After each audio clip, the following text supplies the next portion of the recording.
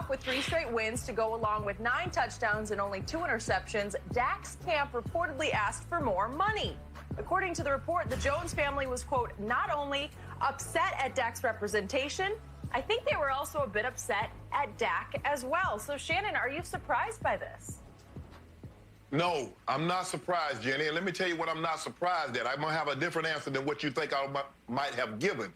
I'm not surprised at the lengths and the depths that Jerry and Stephen Jones are going to try to make Dak look greedy, to make Dak look selfish. And that's what they're doing. This is why they keep leaking this information. It's the very reason that 2 years ago at the Combine, they strolled to the podium and asked Dak's going to need to give us a discount. It is an honor to play quarterback for the Dallas Cowboys. All they're trying to do is to paint Dak as greedy, excuse me, as unwilling to work with us. Skip, this is a shame. This is Lord and well poop. The Cowboys, and I say Cowboys, I mean Jerry and Steven, shouldn't stoop to this level. A question. Jerry, why did you release Dez Bryant? He had a contract for 2 more years. You deemed that his play was not sufficient to earn that amount of money. Okay, so Dak saying the amount of money that you're offering me, I deem my play is worth more than. You leaked that information? This has come from the Cowboys. You know that, I know that, Skip. So let me ask you a question. Skip. Dak Prescott tears his ACL the first game of the year. $35 million still on the table for him, Skip, at 110 guaranteed? Nope. Why not? So, hold on. So Jerry Jones can go back and ask Dak to take a pay cut because they restructure contracts in the NFL all the time. And I don't want to be broad and talk about the NFL. Let's talk just the Cowboys. In the history of the Cowboys, Skip, do you believe they've asked players that they deemed weren't playing up to par to take a pay cut? As a matter of fact, that's how we got one of their all-time great linebackers, DeMarcus Ware. You remember that, Skip? You remember that, Skip? That's how we got him. How did we get him, Skip? He was under contract with the Cowboys. The Cowboys released him because they didn't believe his play was up to par. Jerry cut it. We got it. So Jerry has done this before. But it's only as long as Jerry can do it to a player do he deem it appropriate. But if a player were to ask Jerry for more money because he believes he's performed better or performed better than the contract, Jerry has a conniption. And now he leaks this information to the Cowboys fan base to say, see, guys, we're trying to get this done. But Dak just being greedy. Dak is just being unfair to us. And I don't really know what you want us to do, but we're just going to hold firm to our guns. That's all Jerry's doing. No, I'm not surprised Dak asked for more money because you shouldn't have let it get to this point anyway. You had an opportunity to redo the deal, and you didn't do it. So this is where you are right now. Dak, keep on holding out. Stick to your guns, bro. Stick to your guns, bro. So, timeout. How do you know that the Cowboys leaked this information? How do you know this didn't come from the agent of one Dak Prescott? Because I could argue it benefits them as much as it benefits the Cowboys to leak this information. No, it does not. No, it does not benefit Dak. How does it benefit Dak that you thought the Cowboys thought he had a deal? He played well the first 3 games, and now all of a sudden he's asking for more money. How does that benefit Dak? Well, you could argue that he thought he deserved more money. Okay, so now back to Jenny's question. I was a little surprised by this, but this certainly explained and made more sense out of a lot of things that I have not been able to make sense out of. So let's backtrack. We do know that this wasn't leaked by the Cowboys. These were public comments by Jerry Jones, as pointed out by this story, that, remember, after opening afternoon at Jerry World, they had a big win over a not very good Eli Manning quarterback New York Football Giants team. Dak had a big day, threw for 405 yards, had a QBR of 94, scale of 0 to 100. Really good. Way to go, Dak. Jerry said after the game that it is imminent that we are going to get a deal done with Dak Prescott. And somebody said, Jerry, imminent meaning what? And he said, I'm talking about days. Well, I had told you the previous week that once Ezekiel Elliott came back from his holdout in Cabo San Lucas and I thought Jerry caved in. Zeke got a great deal. $90 million total dollars. We can go on and on about how much is guaranteed, but it was a really good deal that did make Zeke the highest paid running back. So I told you, and you kept holding my feet to the fire on this. I kept saying, Shannon, that means that Dak's deal is imminent. I expected Jerry to get Dak done in the next couple of days right after Zeke, ahead of the home opener. I thought it would be like 2 nuclear bombs dropping in the Cowboy locker room in a good way. Boom, they got Zeke done. Boom, they got Dak done. Boom, here we go. Super Bowl, here we come. And I did pick last year's Dallas Cowboys to win the NFC and get to the Super Bowl. So I'm waiting. Nothing happens. I'm waiting after the opener. A day passes, 2 days, 3 days. I'm thinking, well, maybe it's tomorrow's Undisputed. We get to talk about Dak's new contract. Nothing happened. They go to Washington, and Dak has another really good day. He hits 26 of 30 passes, had another big QBR of 94, scale 0 to 100. They had another big, easy win over a team that you thought wasn't very good, the Washington Redskins, although they are arch rivals of the Cowboys. And nothing.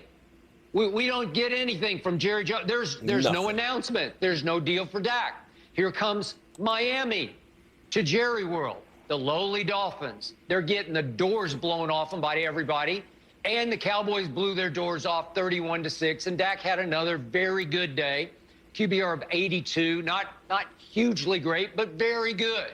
So he started off with QBRs of 94, 94, 82.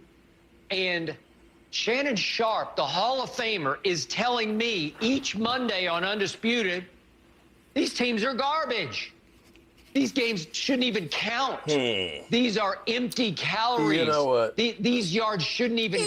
Okay, I'm done with Skip. I'm done with Skip. Hello, guys. I apologize. As you can see, we're actually already open for business here. We got the football gods already awake here. For some reason, we had some ghosts in the machine today.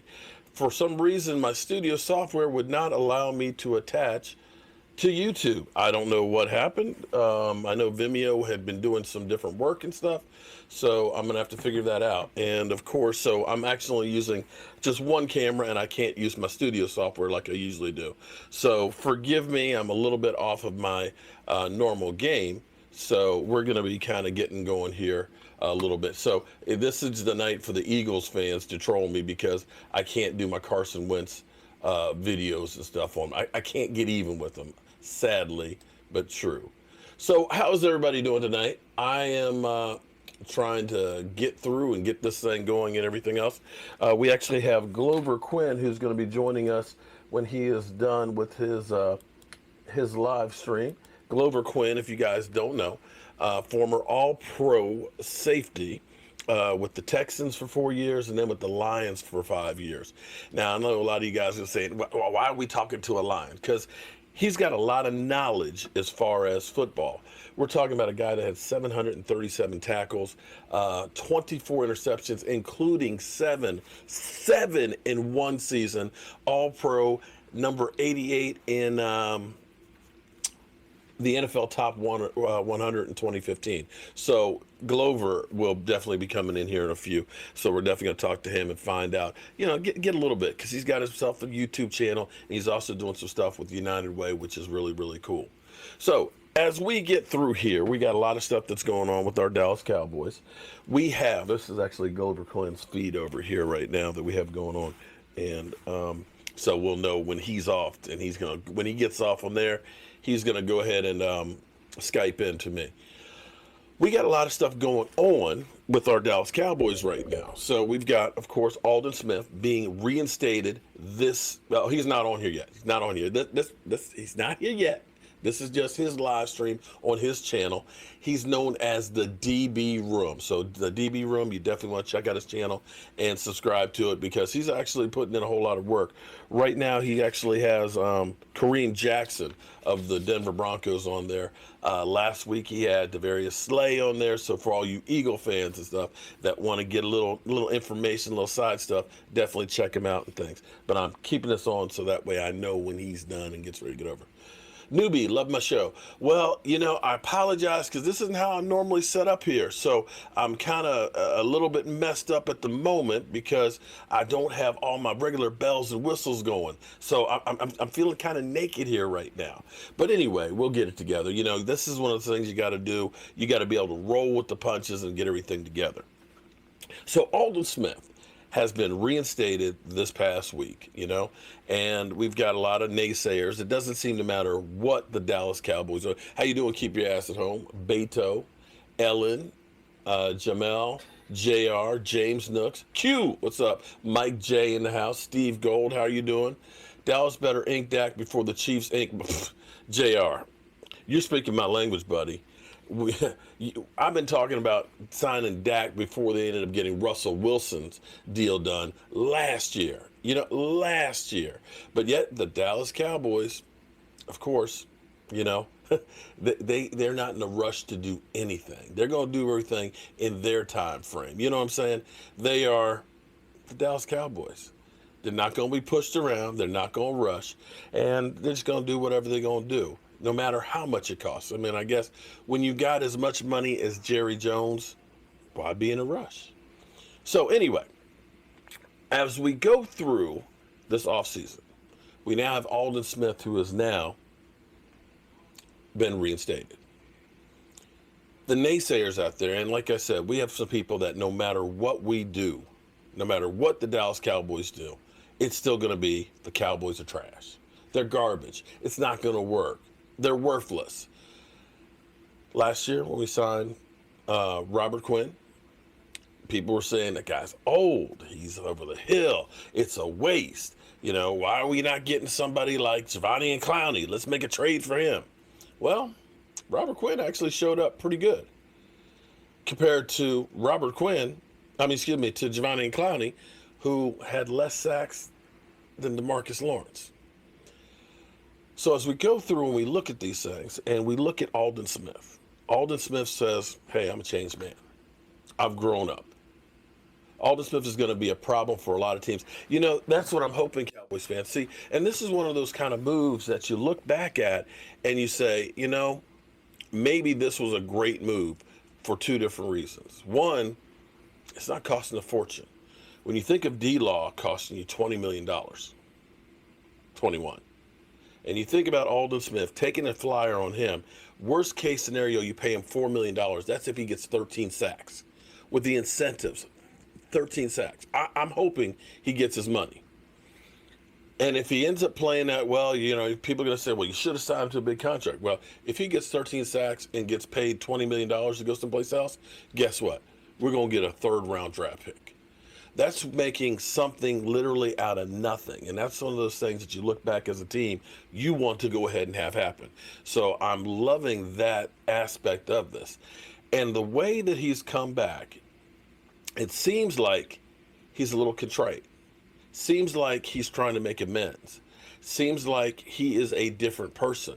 And as I was looking back at some of the other pictures from him, you look at pictures from him when he played with the 49ers, he still had like a baby face, And maybe he was just young and dumb and, just didn't quite have it all together.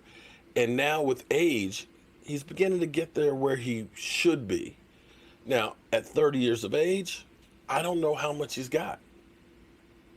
I really don't know how much he's got. It's been 4 years since he's played football. So I have no idea what to expect from him. But if it's nothing, okay. You gave him a shot. You gave him an opportunity to amend himself. You gave him an opportunity to be here with the Cowboys, and if it works out, then you're ahead of the game. Now, we also have, and this is going to be another one of those things that you read between the lines, because the bottom line is the bottom line when it comes to the NFL. And no matter how much they tell you, your family, we love you, you're part of the family, and so on, you are as long as you are productive and we don't have somebody that can do your job for less. That's the bottom line. As long as we don't have somebody who can do your job, your family. And getting Aldon Smith was one of those things that enabled us to be able to say, okay, we can try and get CeeDee Lamb because we think we're going to get Aldon Smith, and we might get Randy Gregory back as well. And see, becomes now a numbers game for the Dallas Cowboys defense. And I know this sounds ridiculous, but we may have some guys who are on the team that were slotted to be on the team that may be on the outside looking in. Because right now you got Gerald McCoy, who looks like a heat-seeking missile right now. Gerald McCoy, who's about as excited as anybody can be about being, forget David Irving. No, forget David Irving. Okay, see, there's a big difference. I'm gonna go. You got me out of my scope here, but see, the problem with David Irving is this entitled mentality, as he put it with Jason Garrett. And I'm not saying Jason Garrett was, the person to have to, that you want to look up to and everything, but with Jason Garrett, he basically said, "I got more talent than Jason Garrett ever did just rolling out the bed." And he says, I got more talent than 90% of the people out there just rolling out of bed. And he didn't want to practice. And see, that's, I'll take a guy that gets in trouble, but at least when he's here, he's focused, and that's Randy Gregory. Randy Gregory, there was never any problems of off the field or not practicing or being late or having an attitude problem. His only problem was, I keep getting busted for weed.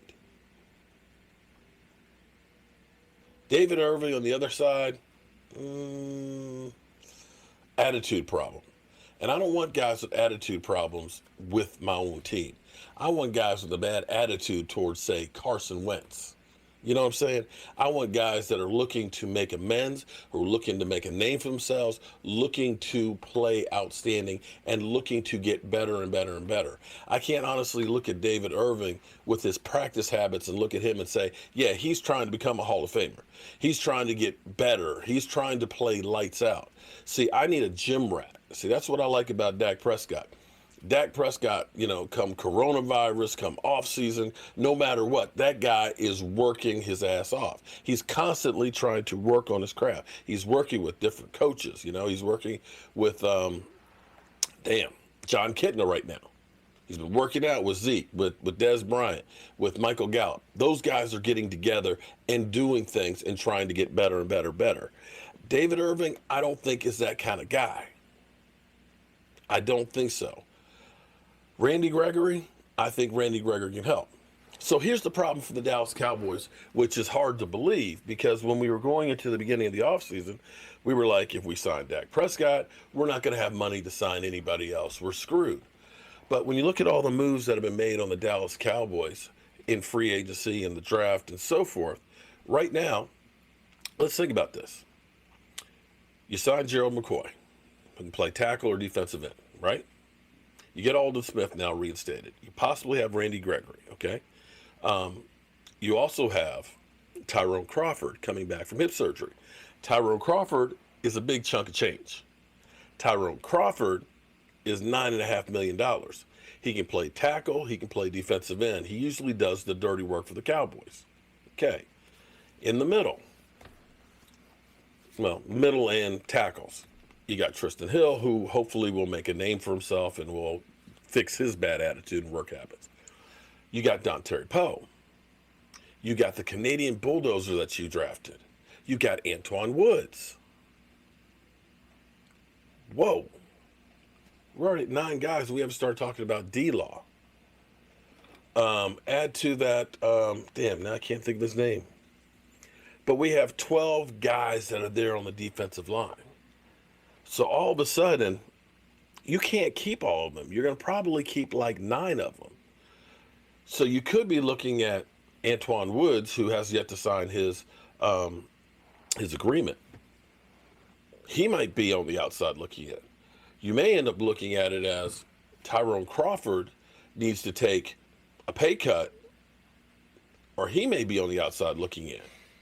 And see, that's one of those ones where Tyrone Crawford's always been that guy that hasn't had incredible numbers, but he's always been that guy who has done whatever you needed him to do. He played defensive end, he played tackle, he'd do a lot of the dirty work and things that wouldn't, they don't make them like, definitely don't make him like Randy White anymore, Michael. You're right about that one. The 5th rounder, right.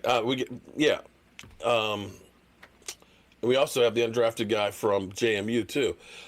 We've got a lot of guys that you start looking at and see. Here's the thing, like I said, we're family in football until we find somebody who can take your place. And it doesn't matter who you are. It doesn't matter if you're Emmitt Smith. You know, after you got the record, hey, Emmitt, we appreciate everything you did. See ya. Why don't you retire? And he goes on to Arizona. We saw that with Tony Dorsett, who went to Denver, played half a season and tore up his knee. That's the way. Oh, did he sign? Okay, I missed him finally signing the. God, I'm having. You know, I hate it when things don't act up right. You know, because now I'm kind of screwed up here on my flow. My flow's out of rhythm, and I'm getting ready to have my man Glover come in, and I got to make sure I get that stuff together. Damn it! It just bothers me that my shit just was not working tonight. Okay, so I think Glover's getting ready to wrap up his stuff, so I think he's going to be zooming in here in a few minutes. Bradley Ain, that's who it is. So we've got a lot of guys, and that's where you start looking and saying, I'm not recommending, because I love Tyrone Crawford. Tyrone Crawford, I met him. You know, he's got a couple of Jobu T-shirts and things, and he's a great guy. But you got to understand, you've got to be young, you got to be cost effective, you know, and sometimes you just have to say goodbye to guys that you don't want to. It ends up being a cold-hearted mistress. Football is, so to speak. Wood signed. Okay, for sure we can't wait for it. What's going on, Chris, Sports Corner? We are here waiting on my man, Glover Quinn, to join us. And Antoine Wood signed, yeah. But here's the thing. Signing doesn't mean I won't get rid of you. Ask Cooper Rush that one. Because Cooper Rush signed his deal for $2.1 million, and as soon as we got Andy Dalton, it was like, see ya, take it easy, and they didn't cost him a dime. No, they will be here. Randy White had a brother, Eric White, who was bigger and badass. Okay. Brandy Brewer, just living the dream here, being here tonight, hanging out with about 200 of my best friends right now. F those dingbats. Thomas Garrett, how are you doing? Your cousin sent you a great Cowboys mask? Nice. Okay, so let's see. Let me go ahead. I see he's off of the DB room. Let's see if we got Glover. Okay, so that's me big time. That's the Zoom camera. So we're just waiting for Glover to come in. Let me turn up the volume. Okay, so Eagle fans still bragging about the one victory. You know, here's an interesting take that I got for you guys. You know, they always talk about our Cowboys, and they tell us that, you know, the Cowboys couldn't beat playoff teams last year. You know, and I agree. We had some issues. Okay? Yeah, I get that. But, you know, Arnold, I haven't been doing keto lately, man. I just have not been. I've just got the Corona fat ass, okay? I got the Corona fat ass, so I'll get back on it at some point. But here's the interesting thing. Now I forgot what I was going to talk about. Damn. You got me thinking about the keto diet, and I lost focus there for a second. The interesting thing about our defense is going to be is it's going to be changed completely from what we've done. See, now, one thing I've always said is when you control the middle of the field, you control the football field. And the Dallas Cowboys defense has not been able to do that in forever, literally forever. We haven't believed in having big defensive linemen that can stop the run. We haven't had a great safety that can take the ball away or that can literally knock the ball out of people's hands. You see us going 5-1 in the division this year? Well, that's not a hard thing to say. Typically, that's about what we go in the division every year. You think about 2016, we went 4-2. We had 2 against the Giants. 2017, I think we went 4-2. I want to say, 2018, I think we lost to the Redskins. Yeah, we went 5-1 in 2018. In 2019, we went 5-1. So we've actually had a great division record. Oh, this is it. Okay. Let me see. Do we have you? All right. Can you hear me? Glover? Glover? Oh, he's on his IMAX. Hold on. Can you hear me? I can hear you. Okay, everybody. Right now, I've got a little introduction that's actually going to go on over here. Hold on for just 1 second, Glover. I want to introduce everybody to you Feeling really happy with right this now. right here. So just excited. I don't know. I don't know exactly what it's gonna take. But I know it's gonna take everybody. It's gonna take everybody. Special teams, defense, everybody. Do your job, lock in for 60 minutes. That's all it takes. That's all it takes. Lock in for 60 minutes. Let's get this win. Let's go, man. DB's on 3, 1, 2, 3. Game time, baby. Game time. Honda's got it. Plenty of time. Throws deep middle. Picked off. Picked off by the Lions. Glover Quinn drives down at the 47-yard line.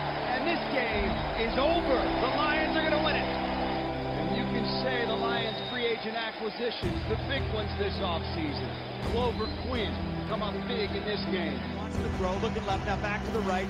Throws deep right side. It is picked off by the Lions. It's Glover Quinn left sideline. Glover 20. Glover 10. Glover 5.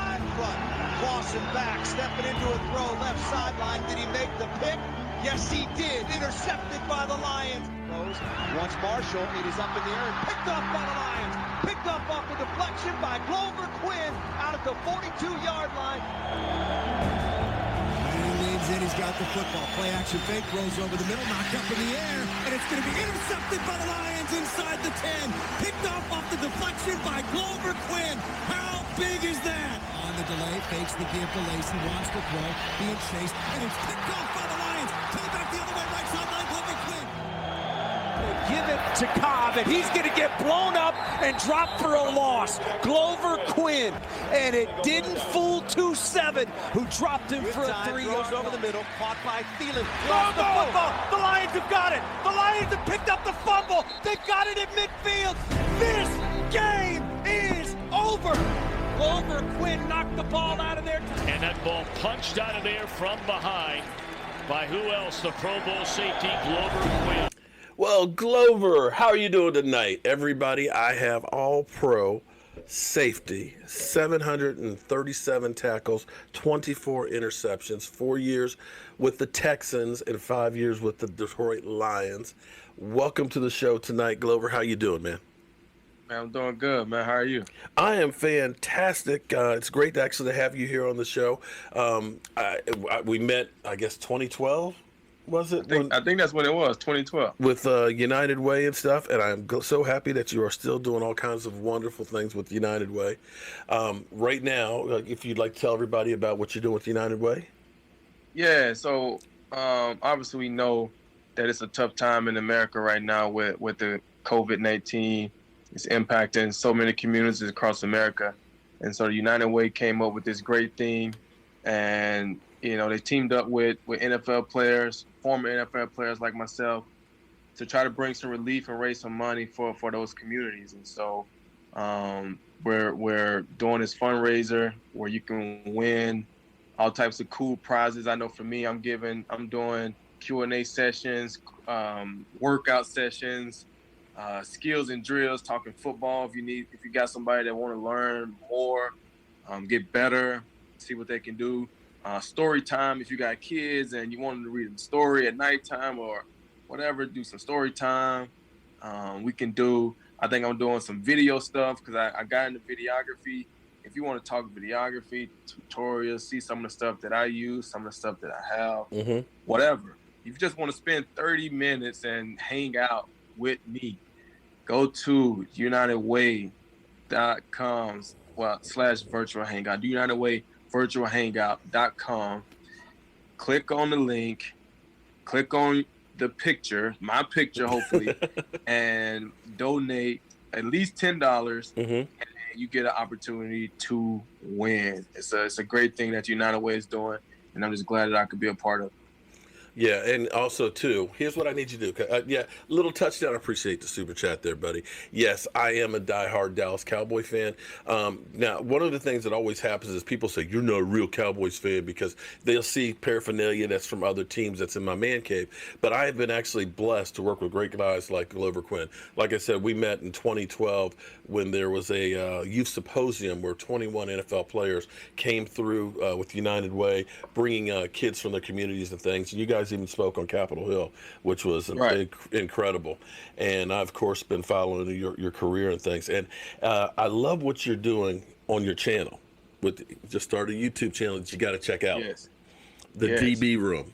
The DB Room. The DB Room, man. It's crazy how it came about. I didn't even have plans on doing it. I know just being during this COVID, just being at home, I started telling stories about my career. You know, just different things that I had been through, different lessons I had learned, and I was just putting them on Instagram. And the people were loving it. I did a play breakdown of how I caught a pick against Matt Ryan, and it got over like 10,000 views, I think, on Instagram. And people were like, "Man, we want more." And so I was like, "Okay, this is what I can do." You know what I'm saying? I'm gonna start doing it on YouTube.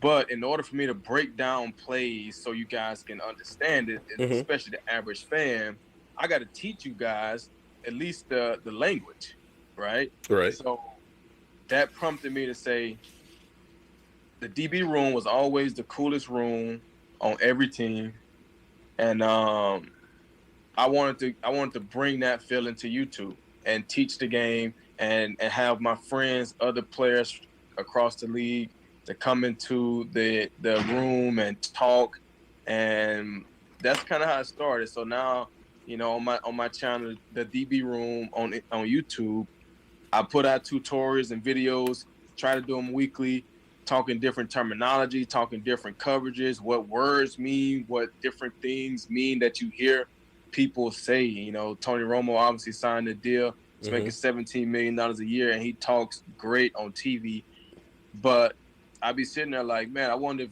most Americans can understand that. I get it. I know what he's saying when he's talking about the Ernie route and the jerks and the this and the that.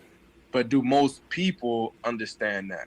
And so I felt like doing something like this would enhance, you know, your experience just watching the game. You would know what's supposed to happen, whether it happened or not. You would know what was supposed to happen, and hopefully enhance your enjoyment of the game. And then I also, like I said, I bring my friends on the show. I do a live show once a week, and I bring friends on. I had Kareem Jackson on tonight, you know, and we talk more about who the person is. You know, everybody know what we do. Everybody know we're football players, but I like to talk more about who we are, what made us the way we are, what made us the end product that people see. What's our journey? What was our upbringing? How did you decide on going to college? Like, what was that process like? How did you deal with some of your adversities and use that to fuel you to get through life and go on? And in Kareem's case, you know, being an 11-year NFL veteran, because I know, you know, I had my story and the things that I went through and the things that drove me.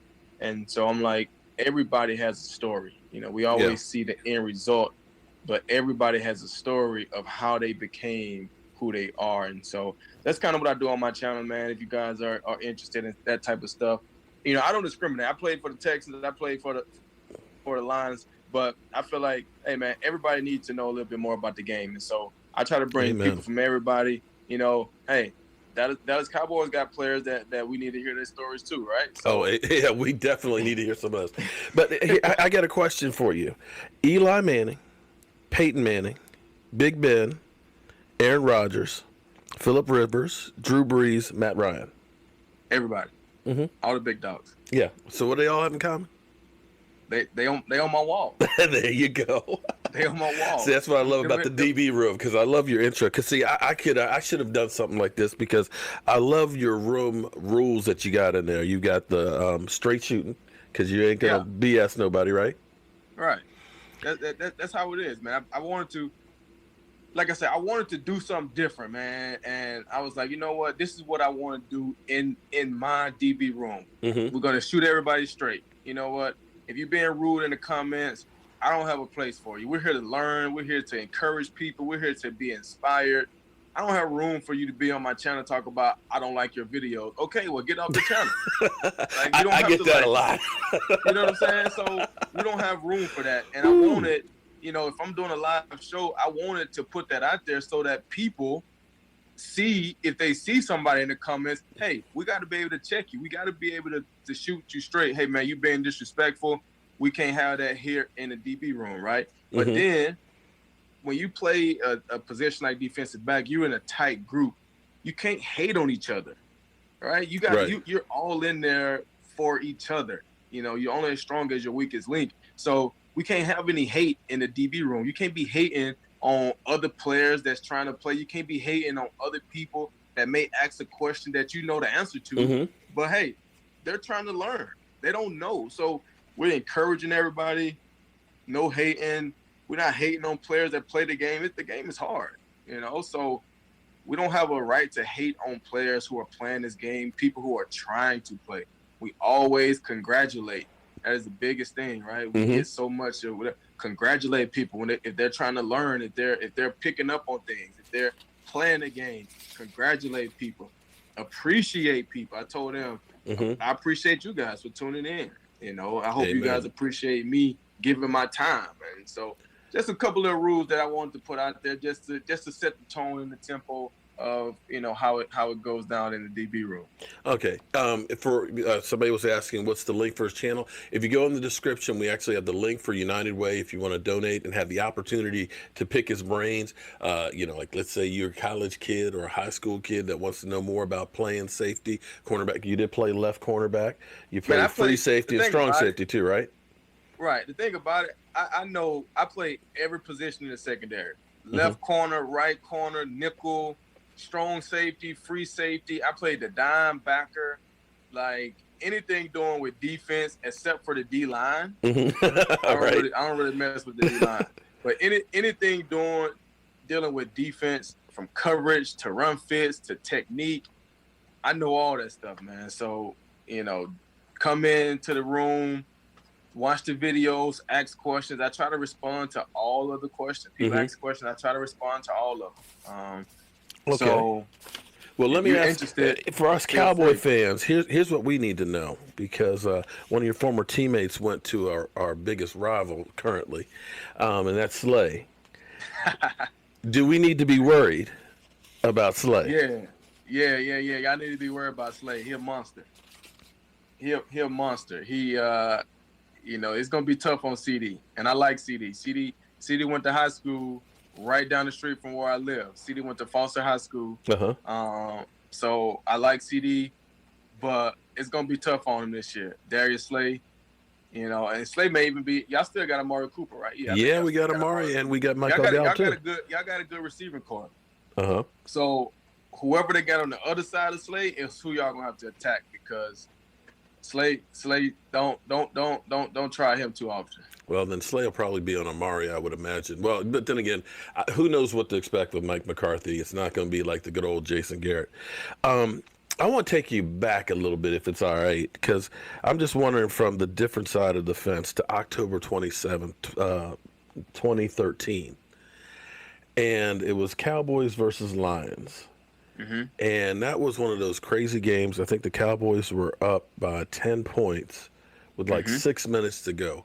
What was it like to be on that side? I remember how dejected I was that my Cowboys got their ass kicked in the last minute and 7 seconds. But what did it feel like to be on the other side with that comeback? Man, it was crazy, man. I think that was one of the best games. Calvin Johnson went absolutely oh my God, he was a beast. Crazy. That's my first year there, so being able to see him perform like that live was crazy, man. But that game, it was back and forth, and then all of a sudden, Stafford made some incredible throws that last drive. I remember him hitting Chris Dorm down the sideline on a deep pass, caught you guys in cover 2, looked at backside safety off, and Stafford has probably some of the best arm talent in the league. Yeah. So he was able to just drill one down, and then the rest is history, man. Calvin catches a big pass down the middle, almost got for a touchdown. And then when everybody thinks Stafford's going to spike the ball, nah. He's jumping over the top, touchdown. It was a crazy moment, man. Just being in Ford Field at that time, hearing the crowd, it was outstanding. So that was a tough game. I mean, y'all kind of got y'all revenge the next year, but yeah. That was a tough game for you guys. Well, the thing I was amazed when I was going back through your statistics. I knew your 2014 season was an incredible season, but you had 7 interceptions, and that's something that my Cowboys just have not been able to do very well. And 24 in your career, how were you so successful with getting picks? I mean, that one pick, I think it was against Tampa Bay, where you literally, it was like a one-handed Odell on the ground catch. Was just amazing. But what is it about you that made it that you got so many interceptions? You know, I've always had good ball skills, and I could always see the game. I could see the quarterback and read his intentions. And early in my career, I was playing corner, and honestly, I went my whole rookie year and I didn't catch one interception. I went probably 10, 11 games in my second year before I caught my first interception. And that was 3 picks in one game. And I told that story of how all that happened on my channel. So if you're interested in how that happened, because I caught 3 picks in one game with a broken hand. Damn. Yeah, it was crazy. It's a crazy story. So make sure you guys go and check that one out. So wait. You had a hold on for our Cowboy fans there. So you had a broken hand, and you weren't doing one of these numbers like, I need a blow or anything like that. Oh, no. Okay, so that's old school football there. I had a cast on, and what's crazy is if you go and check out the story, I had a great excuse where I could have tapped out. I had an incredible excuse. A lot of people probably remember I had a Hail Mary game against Jacksonville. People probably seen that clip over the time. Yeah. Texans and the Jacksonville Jaguars, the Hail Mary play. I was the guy that hit the ball. That was me. All right. So that last play of the game came down to me. The week after we played the Jets, had another play at the end of the game, and that's the game I broke my hand in. Didn't even know my hand was broke. I played the whole second half with a broken hand. Damn. And didn't even know it was broke. It hurted like heck, but I didn't know it was broke, and I didn't want to come out the game. And then I come back the next week. I got to play with a cast on, and I caught 3 picks. My first 3 of my career, I caught them in one game with a broken hand. With a broken hand, that man. So it's crazy. I tell that whole story. Damn. Wow, that's incredible. So every player always has that one perfect play. What is the one play that throughout your career that you will always say, man, that was the one? You know what? I got 2. You got 2. All right, we had double time here. I love that. Well, I told one of the stories on my channel. Like I said, I'm telling all these cool stories, man. Give you the back history of it all. So make sure you subscribe to the channel, and don't forget too, United Way. Virtual hangout. The link is in the description.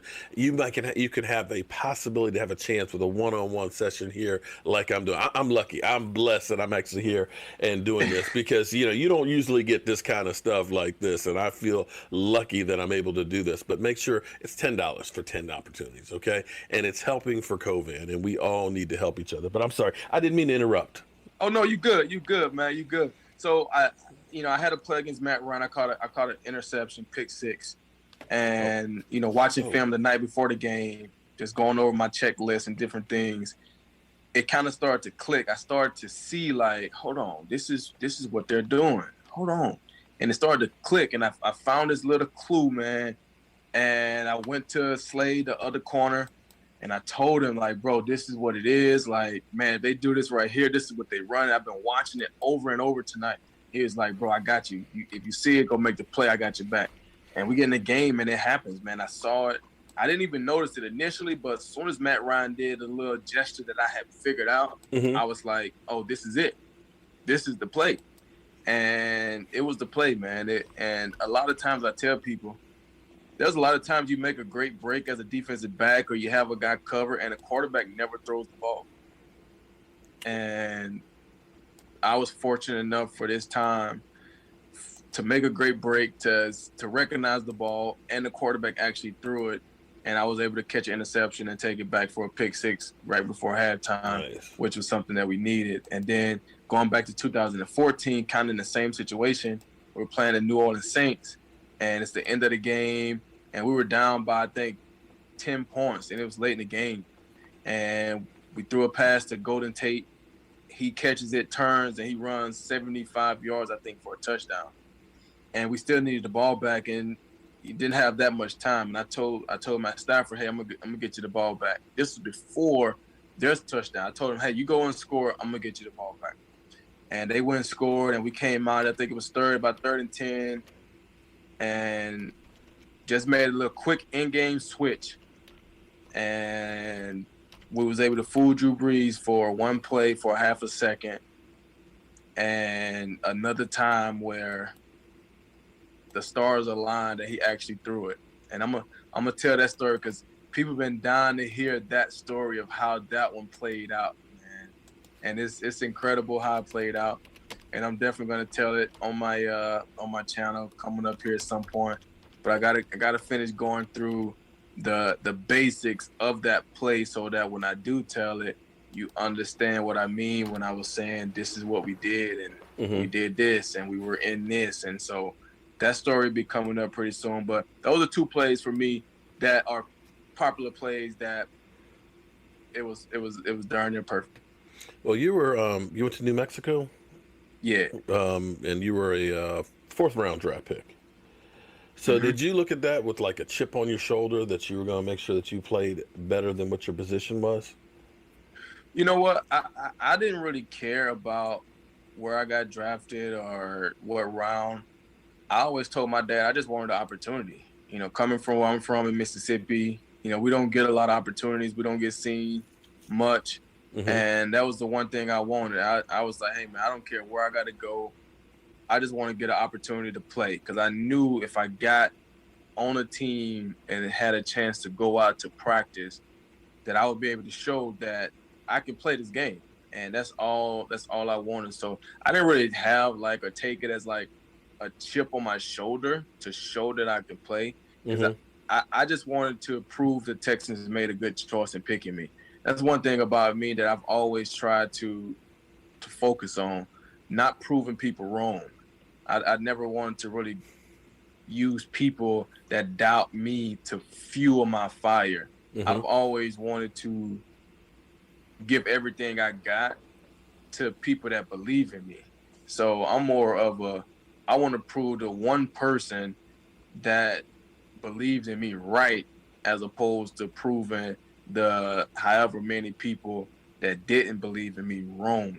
So when I got drafted in the 4th round, I was just happy that the Texans believed in me and drafted me in the 4th round. I didn't have a chip on my shoulder because I wasn't a 2nd rounder or whatever. Like, I was like, nah, man, the Texans drafted me. Like, I got a chance, and I got to go and make the most of it. Wow, amen. I want to know, after meeting you and talking to you and everything, and just the way you're talking like now, do you have like a switch that turns on Sunday? Because you were so low key. When I first met you, I was like, I didn't realize that you were a football player at first. I was like, okay, do you work for United Way or something? Because you were so low key, almost soft spoken. So, but when you see you on the field, when I see you go ahead and, you strip sacking, when I see you hitting and taking, I mean, you're a beast out there. Is there a switch that goes on Sunday? I would say, yeah.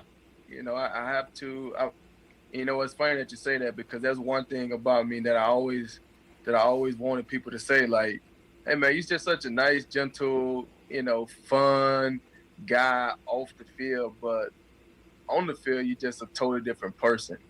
And that's kind of how I tried to be, man. When I went out on Sundays, my whole focus was trying to win the game, whatever I had to do, because you put so much into it throughout the week, man. So much preparation, body, mentally, everything, just trying to make sure you're right for the game. Right. And I put so much time into it. I put so much effort into it. And so on Sundays, it was literally like, what do we got to do to win? What do I have to do to win? Do I need to hit somebody? Do I need to catch picks? Do I need, like, whatever I had to do to win? and it's a physical game. You got to be physical. You got to be tough. And I've always been a physical, tough guy. That's just kind of who I am. And so it's, yeah, man, the person that you see on the field is a little different than the person that you see off the field. That's amazing. And so now that you're, this is your second year of being retired, we know you're doing YouTube and things and educating people, and I love that because, you know, you're one of those players that really gets it. You understand about giving back in the community and things, and also passing on the knowledge that you have on the field. What else are you doing in your life these days, especially dealing with COVID? Man, you know, trying to get through this. Right. I mean, the only thing else I'm doing is spending time with the family, and that's one reason why I love the way I did things in my career. And, you know, I saved my money, I put my nose down to the grind, and so now in my retirement, I get to enjoy my retirement and kind of do the things that I want to do. And so being able to be at home and you know, sit in my office and talk football and make YouTube videos, spend time with my kids, spend time with my wife, go to all the baseball games, and I feel like I got to go and punch somebody else's clock. You know, it's fun to me. And so right now I'm having a blast making YouTube videos, and, you know, we'll see how that go.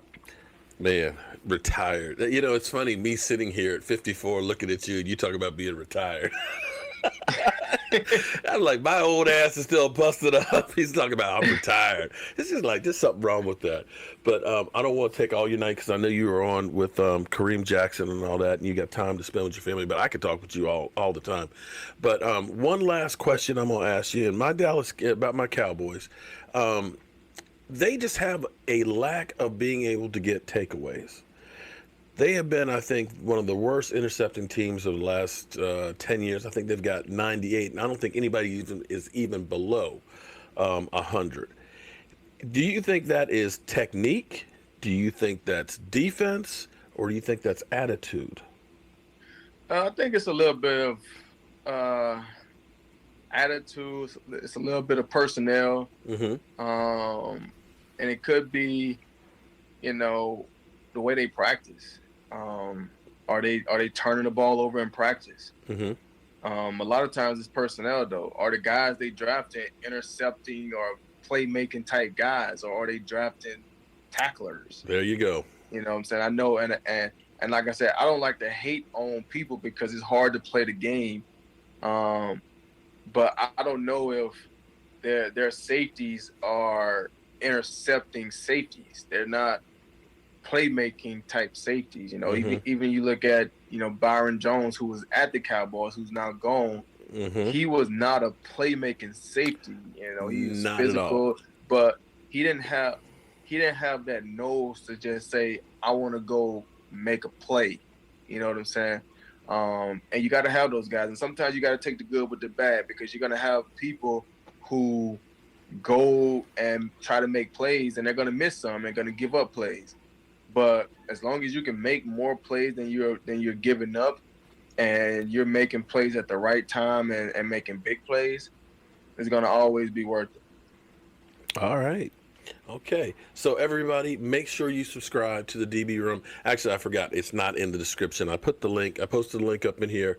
Definitely, or just look up my man Quinn. You'll find it on YouTube and stuff. Subscribe to the channel, because I'm telling you, it's a very personal channel. You will get a lot of knowledge. And even though, you know, you're like, well, he's a former Lion and Texan, it doesn't matter, because everybody has a ton of knowledge, and I'm gonna be over there picking his brains and trying to figure out what I can figure out, and definitely equate it to my Dallas Cowboys and stuff. And definitely, not only Robert Quinn. That's my cousin. I'm sorry. Actually. Is Robert actually your cousin? Yeah. I didn't realize that. Damn. Yeah. Okay. Well, see, it's all in the genes. Not only is he one of the ones, but there's also, for you Eagles, Chris Long. We've also got my other buddy, Demario Davis is another one that's out there. Cliff Averill. So there's what is it? Is it 18 players? I think so. 18 different players and stuff. So you can pick and choose who you want to go ahead and take, you know, and go ahead and take a chance and get a link. There you go, Jet. Thank you for putting the link and stuff on there. I appreciate you coming through, and I want to make sure that I definitely say thank you very much. And I'm gonna be seeing you a lot on your channel. You're probably like, oh damn, Mark's back again. Nah, man. I love it. I appreciate And it. anytime you want to come on and, say anything or give me a perspective, you are more than welcome to at any point. I will, man. We'll do it. All right. Thank you very much. All Okay, right, so thank you. everybody, we've been in actually a little overtime here, and we've actually had a great time here. Hope you guys enjoyed having my man up in here, getting a little bit of knowledge. I know a lot of people are sitting there saying, why you got Glover in here? Why you got somebody who's not a Cowboy? Because you got to understand, you can pick up all of the knowledge that you can from other people. Everybody out there can teach you something. I don't care if it's a homeless person on the street. So you want to try and get as much knowledge you can. So, C.D. Lamb grew up around the corner and stuff from him. He says, basically, Slay, you don't have to worry about him being a shutdown guy. Well, that means he's got Amari Cooper. Hopefully CD will be on the other side along with Michael Gallup, and, they can end up doing something against him. But we'll see. We'll see what happens. I apologize for getting started late tonight and having the issues with my system. Sometimes shit just happens. That was enlightening, Mark. I enjoyed that. Okay. Hawk, what are you smoking, man? Dude, you actually posted "Die Eagles Die." See, I need to just kind of like circle that and just post that up on here because you're a nut, man. You're a nut. Philadelphia underdogs, everybody. Mark, the birds will always keep coming. Okay, Lamb will stomp you. Okay, all right. I see the haters in here tonight, but I hope you guys enjoyed having this Robert Quinn. Glover Quinn. I keep getting the Q messed up. Glover Quinn in here tonight, and having this Rager's garbage. You telling me you're going to have a better offense than the Eagles? Yeah, actually we are. Yeah, we are. It's funny, Hawk. I'm gonna ask you. I know we get a lot of flack because we lost to New England in New England, which everybody does. There's not too many people that win in New England. I understand that, but can you answer how you guys lost to the Miami Dolphins? Miami Dolphins. Seriously, the Miami Dolphins. Can you answer how you lost to Atlanta Hawks? I mean, the Falcons. Can you answer that? Can you answer that one? Can you answer that one? I know, I'm sorry. Falcons. That's still a bird. Okay, that's still a damn bird. Can you explain that one to me? Can you explain to me how you lost at your house to the Lions? Come on. Can you explain that one to me? Thank you, Arnold. I appreciate that. But seriously, Glover, check out his channel. Subscribe to it because I'm telling you, Eagle fans, you want to go there because he talked to Slay. He's got 2 interviews with Slay in there, and you're going to get a whole lot of knowledge from talking to him and understanding. He'll give you everything you need to know. You go on his live streams, you're going to be able to talk to him, get questions answered, and everything else. So definitely like, subscribe, check him out, tell him that Jobu Sports sent you and all that. I missed a couple of super chats. Unfortunately, my mind is just screwed up because I'm not looking at what I'm normally looking at because for whatever reason my system wouldn't tie into YouTube. So I kept trying to connect, and it just wouldn't let me connect. So actually, I'm just using one camera, the one camera that's right here, and it just fouled me up because I had everything all set up. I had extra bells and whistles that I was going to use tonight, and what of course happens? I get my man Glover in, and the shit messes up. But hey, what can you do? You got to roll with the punches and do the best you can. All these Eagles trolls smoking that. You saw Hawk 215 say "Die Eagles die." You saw that too, right? I wasn't the only one. Slay will shut down Cooper. Haha. Yeah, but see, Hawk, here's the problem for you, dog. You might shut down Cooper, but who gonna shut down Zeke? Who gonna shut down Michael Gallup? Who gonna shut down CD? CD, the guy you wanted, dude. Who? Dude. Did I catch Jason Hatelock's segment on Dak? No, I can tell you what it was. Dak Prescott, he's not worth anything. He's a nobody. I'd tell him to walk. I'll take Andy Dalton. Is that about it? Is that about it? I seen it, Mark. Do you think we're going to be in cap trouble? No, I don't. Actually, Andrew, I don't. And I'll tell you why. Because the salary cap, in 2 years, the NFL is going to be redoing the television contract and having another game as well as 2 more playoff games. The gambling money, because everybody's ready to dump their cash in gambling. All those things are going to blow up the cap. E2 said he's not trying to get money off people. The COVID-19, Mark. I don't understand that. What are you talking about? He's not trying to get money off people. What is it? What? Huh? He's not trying to get money off people. That I don't know about, but I know about some other stuff you put out in public. What? I won't say it on stream. Is he okay? He's fine, but... Is he mad at the world? We'll talk about it. Okay. All right. He's not trying to get money off people. I don't know what you're talking about. Okay. Zeppelin fan, how are you doing? Rusty Byrne, how you doing? Rhaegar is a ball dropper. Hurts will be starting cornerback by week 3. Wow. We have more than one weapon. Miles Sanders is also trash. We are good as far as the cap in the future. Yeah, we're okay because we're actually better off because we've got these guys already locked up and things. Now, D-Law, after this year, 1 more year, you can let him go without any cap issues. 2 more years, you can let Zeke go without any cap issues. So from the standpoint, we paid the guys a lot of money, but they're not ones that will kill you. When you look at some of the contracts like, with the Rams are in cap hell. The Rams basically have $500,000 right now and didn't have a number 1 pick this year and don't have one next year. And they got to play, the cornerback, Ramsey. Ramsey needs a contract, and they ain't got nothing money-wise. Enjoy the stream and have fun listening to Quinn. Yeah, he's good people, man. Real good people. Oh, E2 Blue talking about memberships. Gotcha. Okay. Mark Holmes, I've been smoking heavy. Sorry, I've been rude about Eagles being Super Bowl champions. Hawk, I got to be honest with you. I couldn't tell a difference because that's the way all you Eagles are, whether you smoking or not. You're usually rude. The NFL says y'all not going to the playoffs. Oh, yeah. What was that, Mike, that you were telling me that They did their own Madden tournament. the Madden tournament didn't have made to second round of playoffs in their version of the tournament with all the. Well, thank you, Frank. I appreciate that.